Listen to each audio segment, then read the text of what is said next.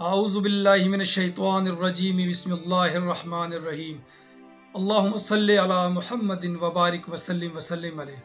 तो प्यारे दोस्तों, जैसा कि आपने टाइटल में देखा है कि आज की वीडियो बनाने का जो मकसद है वो ये है कि जिन भाई बहनों का अपना ज़ाती घर नहीं है, तो मैंने सोचा कि क्यों ना कोई ऐसा वजीफ़ा दिया जाए कुरान पाक से जिसके करने से इंशाअल्लाह अज़्ज़ व जल बहुत ही जल्द आपको अपना घर मिल जाएगा और अल्लाह पाक आपके रिस्क में, कारोबार में और मज़ीद बरकतें अता फरमाएंगे इस कुरानी आयात के ज़रिए।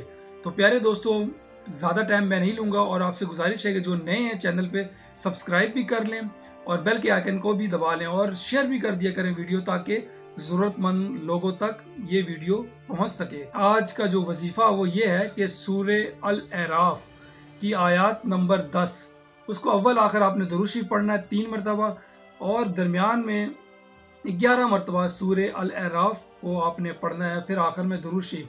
वैसे तो सूरे अराफ की काफ़ी ज़्यादा फजीलत है, जिसमें से ख़ास कर ये है कि घर में बरकत अपना ज़ाती घर के लिए, और इसके अलावा जो रोज़ाना इसको वज़ू के साथ पढ़े 3 मरतबा, तो वो शख्स कब्र के अजाब, जहन्नम के अजाब और जहन्नम की जैसी जगहों से महफूज रहेगा। तो आपसे गुजारिश यही है कि तमाम मुसलमान कोशिश करें कि छोटी सी आयत है, रोज़ाना बावज़ू होकर 3 मरतबा पढ़ लिया करें। और घर के लिए जो मैंने वजीफ़ा दिया है कि 3 मरतबा दरूद शरीफ और 11 मरतबा सूरह अराफ की 10 नंबर आयत है वो आपने पढ़नी। आयत क्या है, फिर आखिर में दरूद शरीफ भी पढ़ना है।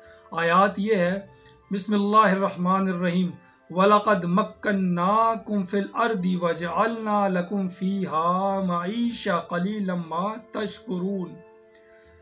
वलक़द मक्कन्नाकुम फिल अर्दि वजअलना लकुम फीहा मईशा क़लीलन मा तशकुरून। इस आयत को आपने 11 मरतबा पढ़ना, फिर आखिर में दुरूद शरीफ पढ़कर दुआ करें और ये अमल रोज़ाना करें। इंशाअल्लाह बहुत जल्द अल्लाह पाक आपको आपके लिए अपना घर सबब बना देंगे। तो अपने दोस्त को इजाज़त दें, इंशाअल्लाह नई वीडियो के साथ फिर मिलेंगे बहुत जल्द। अल्लाह हाफिज़।